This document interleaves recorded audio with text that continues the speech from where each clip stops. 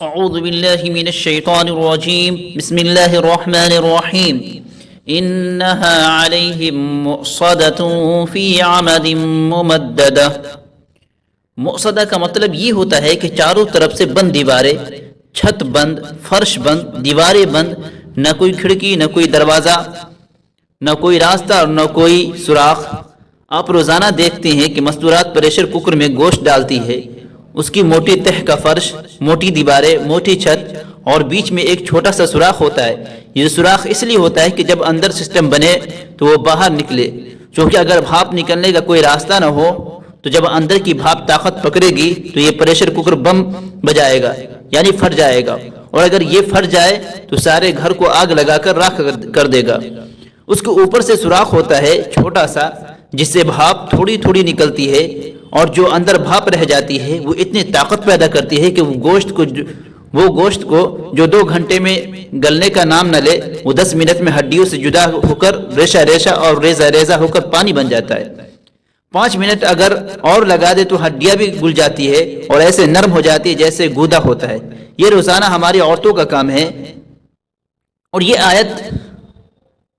اللہ تبارک و تعالیٰ نے ارشاد فرمایا مؤصدہ، اس کا ترجمہ یہ ہے کہ نیچے جہنم کی موٹی تہ ہوگی، اوپر خوفناک موٹی چھت ہوگی، دائیں بائیں موٹی آگ کی دیواریں ہوگی۔ نارا احاط بهم سرادقها لهم من جہنم مہاد ومن فوقهم غواش لهم من فوقهم ظلل من النار ومن تحتهم ظلل۔ اوپر نیچے دائیں بائیں سوراخ، جہاں سے نہ سسٹم باہر نکلیں گے، اس میں اللہ تعالیٰ کی نافرمانوں کو پھینک دیا جائے گا، پھر اس کو بالکل بند کر دے گا، اور جو سسٹم بنے گی اس کے اندر وہ دوبارہ نہیں جائے گا، کیونکہ یہ جہنم کی دیواریں ہیں، پھٹنے کا نام نہیں لے گی،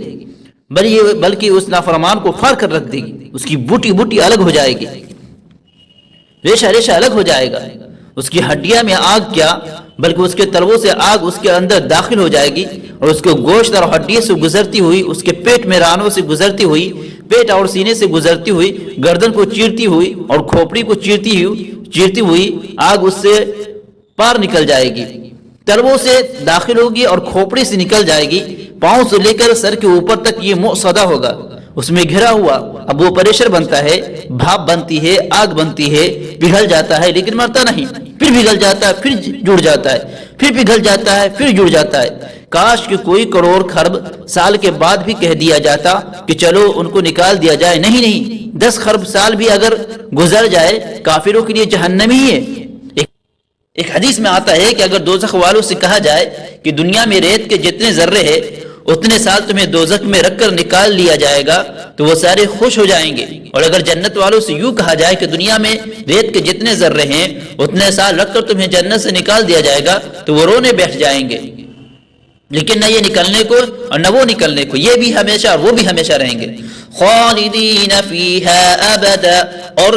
آگے کیا ہے؟ ان اللہ قد حکم بین العباد وقضی بینہم بالحق وقیل الحمد للہ رب العالمین۔ یہ وہ دن ہے جس دن اللہ کھڑے اور کھوٹے کو الگ کر کے فریق فی الجنت وفریق فی السعیر یوم یأتی لا تکلم نفس الا بإذنہ فمنہم شقی